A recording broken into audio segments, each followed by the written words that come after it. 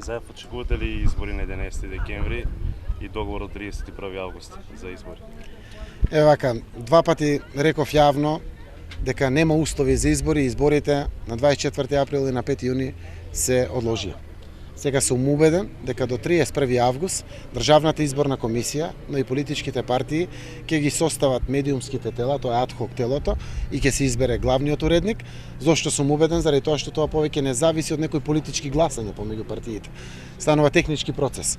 Државната изборна комисија сум убеден дека ќе го заврши својот дел од прочистувањето на избирачкиот процес, заради тоа што и тука нема гласање.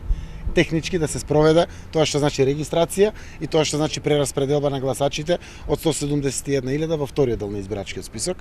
31 август очекувам лидерите на сите 4 политички партии да го конкретизираме, потврдиме 11 декември.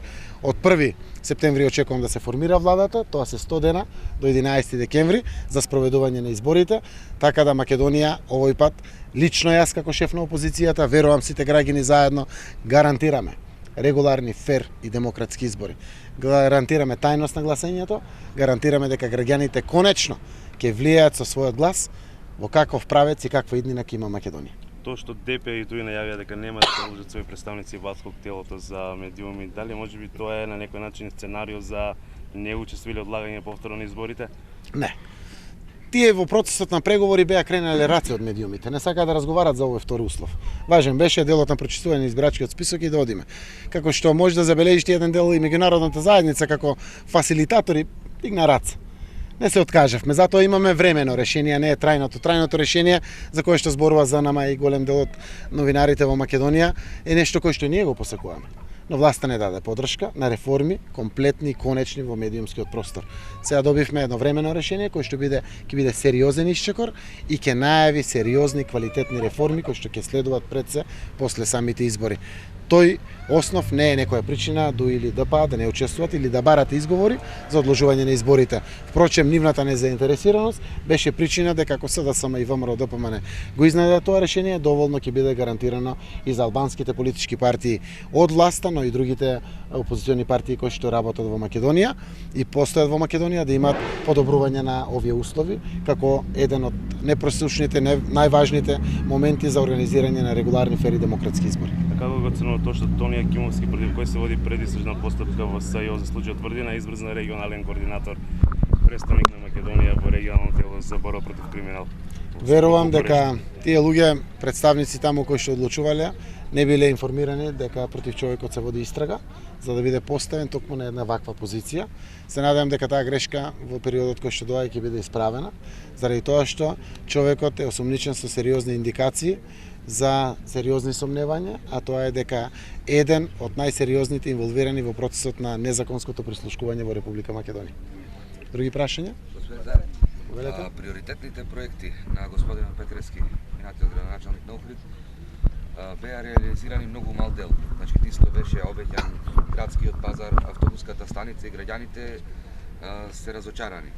Како вие мислите да стекнете довербата кај граѓаните повторно, затоа што голем дел од проектите кои беа ветени не се реализирани? Вака, еден огромен дел беа ветени и беа реализирани, еден дел не беа реализирани. Знаете дека Охрид ја немаше наклоноста и поддршката на централната власт. И ќе бидам чесен, се трудам да бидам чесен политичар, и денеска Охрид ја нема наклоноста на централната власт, еве има свој градоначалник. Тие ветуваат дека ако граѓаните на Охрид дадат поддршка на градоначалникот ВМРО ДПМН, дека сето ова што е ветувано со години ќе се реализира. Не се реализира. Го гледате тоа. Сакам да биде јасно како бел ден. Новата власт, без разлика кој ќе ја води локалната самоуправа, ќе даде директна поддршка на локалната самоуправа и со директно свој инвестирање ќе ги реши овие крупни проблеми. И во тоа име апелирам до власта да му помогне на Охрид. Јас сум шеф на опозицијата. Охрид функционира од 2003 година или 2004 со блокирана сметка, со огромни долгови. Тоа е мојот Охрид, тоа е вашиот Охрид, тоа е нашиот Охрид. Јас сум шеф на опозицијата и нема од кој да се плаши власта. Опозицијата еве нема да ја критикува.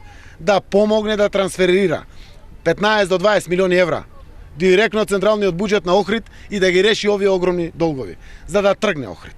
Директно охрабрувам да му се помогне на Охрид преку изградбата на затворениот пазар, преку автобуската станица, обиколницата, сите овие решенија кои што ги ветува со галичица, со се што е добро за Охрид. Но за со брата Рој фала да не му помогнат. Не треба таква помош.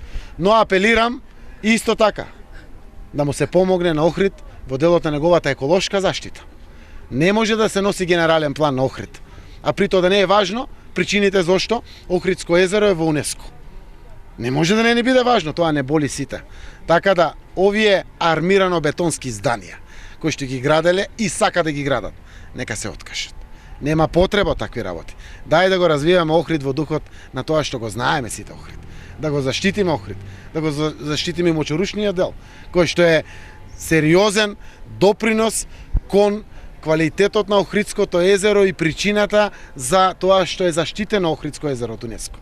Не може да го уништуваме заради тоа што некој му паднало на памет како што беше миле ми текна и сега ќе градиме што ќе ни текне овде. Боли Охрид не само кај охриѓани, боли и кај нас струмичани и ги боли сите. Од тоа име апелирам најпозитивно, директно јас, шеф на опозицијата, без со гаранција дека нема да ја критикувам власт, да трансферира пари на Охрид и да му помогне. Да одобри ако не банките, да ги одобрат кредитите, директно да се расчисти Охрид со фирмите на кои што должи, за да има состојба на стабилност и за да може да тргне напред.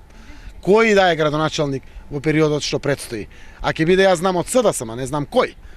Но секако тоа ќе биде сериозна пречка на било кој да го води Охрид. Ова прашање еднаш мора да се реши.